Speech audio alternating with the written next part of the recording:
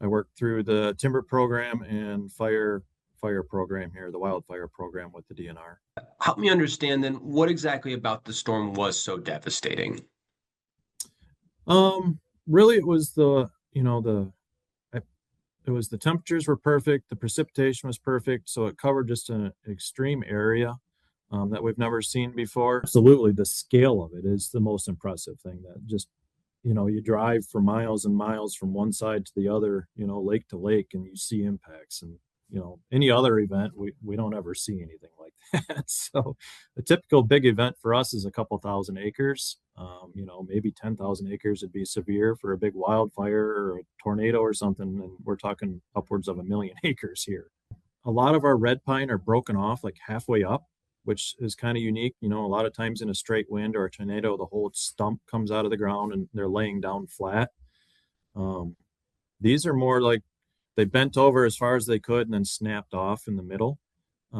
We do have some pockets of what we call the typical blowdown, where the trees just got so heavy and they tipped over, the roots come out of the ground, but way more canopy damage than what you typically see, where the limbs are just missing out of a tree and it's just a stem standing there.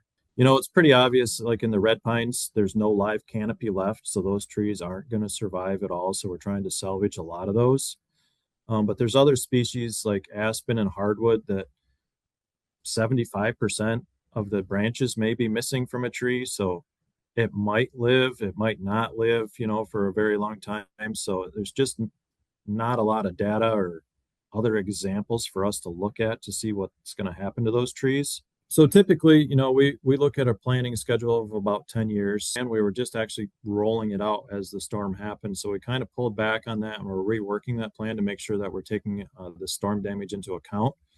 Because, like I mentioned, 30% of 1 million acres is a lot of acres of forest land that was significantly damaged from this storm. So last year, I believe we treated almost double of what we typically treat in a year.